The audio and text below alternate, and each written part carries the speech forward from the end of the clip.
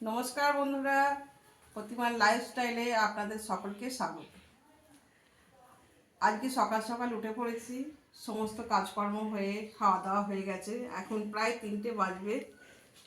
তো আমি যেহেতু গাছপালা বসাতে ভালোবাসি, সেই সূত্রে আমি চুচড়ার কিশোরায় গিয়ে গাছ কিনি এবং সেখানে একটা নতুন জিনিস শিখি। সেই জিনিসটার সম্বন্ধে আজকে আপনাদের বলবো। ওখানে গিয়ে একটা আমি চৌবাচ্চা দেখেছিলাম। সেই চৌবাচ্চার মধ্যে শাপলা গাছ আছে, মাছ আছে, শ্যাওলা আছে, রুলি আছে। তো আমি ওনাদেরকে জিজ্ঞাসা করেছিলাম এই মাছগুলো কি খায় আর এদের জন্য কি করেন। বললো মাছের খাবার কিছুই দিই না, এরা শাপলা ওই শ্যাওলা টাওলা খেয়েই বেঁচে থাকে। আর এই মাছের জলটা আমাদের কাজে লাগে। না কি কাজে লাগে? বললো গাছের গোড়ায় দিলে নাকি ভীষণ জোর পায়। তো সেই কারণে আমার খুবই শখ ছিল আমি মাছ চাষ করব। তো লকডাউনের সময় আমি একটু মাছটা চাষ করার, যে আমার ভালো লাগে শিঙি মাছ, সেই শিঙি মাছ চাষ করার জন্য আমি উদ্যোগ নিয়েছিলাম।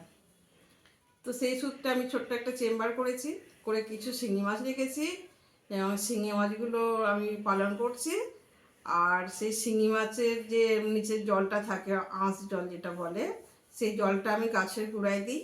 আর তাতে মানে খুবই সুন্দর গাছ হয়, এত ভালো গাছ হয় যা বলার নয়। তো আজকে আপনাদের সেই শিঙি মাছগুলো আমি দেখাবো, দেখলে আপনাদের নিশ্চয়ই ভালো লাগবে। আর আমারও খুব ভালো লাগার জিনিস একটা, আমি মাছও ভালোবাসি, গাছও ভালোবাসি, আর রান্না করতেও ভালোবাসি। সংসারটা আমার এই সব নিয়েই কেটে যায়।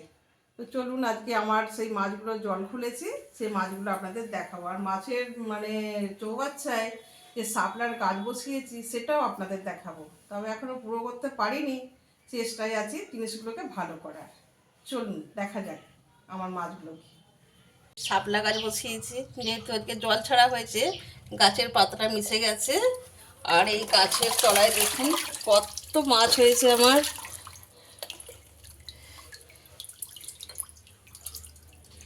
অবশ্য বলতেও পারেন এই মাছ নিয়ে আমি রিসার্চও করছি, যাতে ওদের বাচ্চা তৈরি করতে পারি। যদি কোনোদিন সেই বাচ্চা আমি তৈরি করতে পারি আপনাদের দেখাবো। অবশ্য অটোমেটিক আমি কিছু বাচ্চা তৈরি করেছি, সেগুলো আপনাদের পরে দেখাবো। আরও চেষ্টায় আছি। সরাতে হবে না, এখান থেকে দেখতে হবে।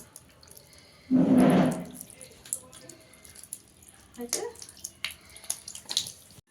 শিঙি মাছ তো আসলে জানেন কেমন কাঁটা আছে, আর ওর কাঁটা যদি একবার লাগে তো ভীষণই মারাত্মক, বিষাক্ত, জ্বর ফর এসে যাওয়ার সম্ভাবনা, প্রচণ্ড যন্ত্রণা হয়। সেই কারণে শিঙি মাছ আপনাদের হাতে করে তুলে দেখাতে পারলাম না। পরে যখন ভালো করে জল শুকাবো তখন আপনাদের দেখাবো আমার কত বড় বড় শিঙি মাছ হয়েছে। আর এই ভিডিওটা যদি আপনাদের ভালো লেগে থাকে তাহলে অবশ্যই একটা লাইক করবেন, শেয়ার করবেন আর সাবস্ক্রাইব করে দেবেন। নমস্কার।